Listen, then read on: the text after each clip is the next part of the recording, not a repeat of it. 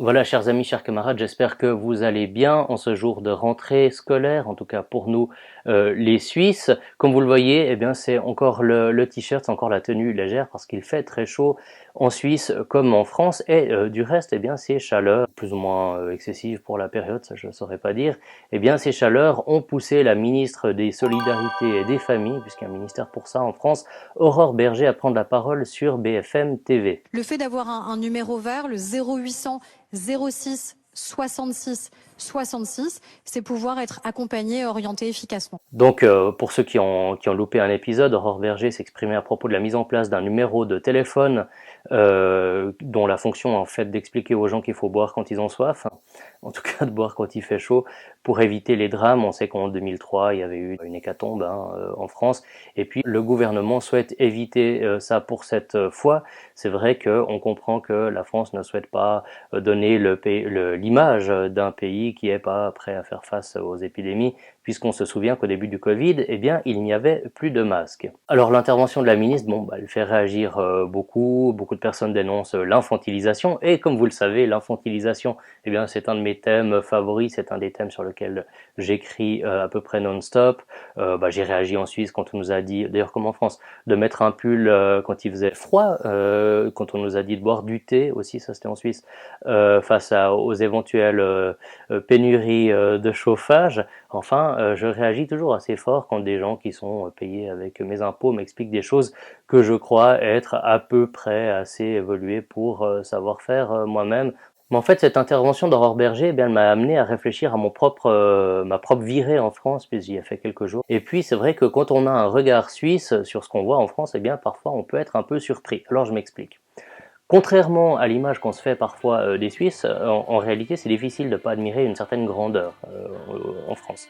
Déjà les Français sont polis. Alors, souvent les gens ne s'en rendent pas compte, mais il y a une exquise politesse qui rend, je trouve, ce peuple, enfin ou votre peuple si vous me regardez depuis la France, extrêmement agréable. Il y a aussi évidemment un art de la table, une certaine décontraction, une certaine douceur de vivre, vraiment assez extraordinaire. En revanche, quelque chose qui nous frappe direct, et ça commence dès le TGV, en tout cas pour ceux qui vont en France en train, c'est que on va nous dire à peu près toutes les 2 minutes de pas oublier notre sac, de bien vérifier qu'on l'a pas oublié. Enfin, ce qu'une maman nous disait de faire quand on était petit, eh bien là, on a une petite voix dans un haut-parleur qui le fait non-stop durant tout notre trajet. C'est quelque chose d'assez, voilà, je dirais quand même d'assez édifiant.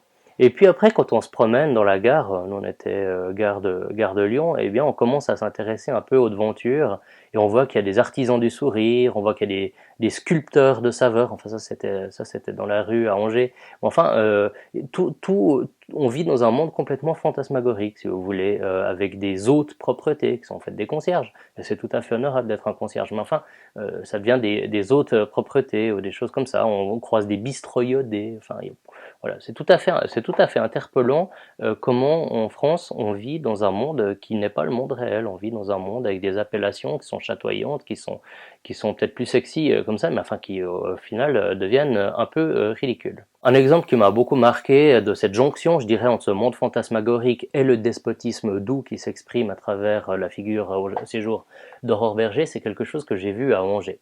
À Angers, il y avait un espace de libre cueillette. Alors comme ça, c'est tout à fait sympathique, c'est au milieu d'un parc, il y a des très très beaux parcs à Angers, avec des fleurs merveilleuses, enfin c'est vraiment très très agréable, c'est une très belle ville. Mais enfin, il y a un espace de libre cueillette. Donc la question que je me suis posée, c'est finalement, qu'est-ce qui va se passer si un gamin va prendre un abricot, une cerise ou que sais-je, dans un espace qui n'est pas un espace de libre cueillette? Est-ce que ça veut dire qu'il y a 150 flics qui vont lui tomber dessus et le matraquer? Ce dont la France est assez coutumière en général, mais plutôt pour des manifestations. Enfin, ça montre bien que derrière ce côté chatoyant, ce côté un peu poétique, etc., eh bien, il y a toujours la grande peur de l'État maternant qui est prêt à vous fracasser la tête. Et donc finalement, je pense que l'intervention de Berger est ce genre de choses qu'on voit sans arrêt avec Macron en fait qui se fait un peu chef de guerre, qui gère un peu l'inquiétude. Aujourd'hui, on vous remet un peu l'inquiétude du masque, hein, peut-être, on vous dit peut-être le masque va de nouveau être nécessaire. Eh bien, je pense qu'il y a cette notion un peu de gérer l'inquiétude, en même temps montrer qu'on est sympa et de montrer en définitive qu'on ait le pouvoir. Alors une fois que j'ai dit ça, il faut quand même être honnête, hein, en Suisse aussi, on a des formes d'infantilisation très fortes. Par exemple, pendant le Covid, nous on avait une dame, c'était dans le canton de Fribourg, donc pas loin de chez moi, qui avait mis en ligne une vidéo, elle nous enjoignait, elle nous expliquait qu'il fallait créer un pot de gratitude, c'est-à-dire un pot dans lequel vous glissiez des petits billets. Ça, c'est mon pot de gratitude. Je l'ai bricolé avec mes enfants. J'ai mis des petits cœurs et puis également des étoiles et une petite fleur. C'est simplement un bocal et ça me permet de cultiver une attitude positive. Donc quand on était enfermé, que c'était pas très folichon et que des gens avaient leur boîte, hein, qui crevaient, pouvaient pas travailler, eh bien on infantilisait les gens, on leur disait mais fais un petit pot de gratitude, et cette dame onctueuse et souriante, eh bien était là pour nous dire que finalement fallait pas trop se plaindre. Chaque soir en rentrant, j'inscris sur des billets 3 petits instants qui m'ont fait plaisir, des petits bonheurs. Ça peut être comme hier soir, j'ai gagné la fève, j'étais la reine de la soirée. Et puis autrement, manger un bout de chocolat. Comment réagir par rapport à toutes ces choses-là? Eh bien, je vais vous proposer 3 auteurs. Le premier auteur, c'est Philippe Muret. Là, c'est les exorcismes spirituels, le tome 1. Vous pouvez également lire L'Empire du Bien. Ce que Muret analyse en particulier, c'est cette humanité hyper festive. Donc là, je cite l'humanité hyper festive qui poursuit sa marche tambour battant avec comme objectif essentiel l'effacement des frontières entre le conte de fées et la réalité. Donc ça c'est vraiment le domaine de Philippe Muret, c'est tout à fait important et c'est drôle en plus. Autre lecture très très importante, c'est Tocqueville. Tocqueville nous montre bien comment la marche de la démocratie va vers l'uniformité, vers une réalité où il n'y a plus aucune tête qui dépasse dans la population, et évidemment vers le despotisme doux, c'est lui qui l'a théorisé.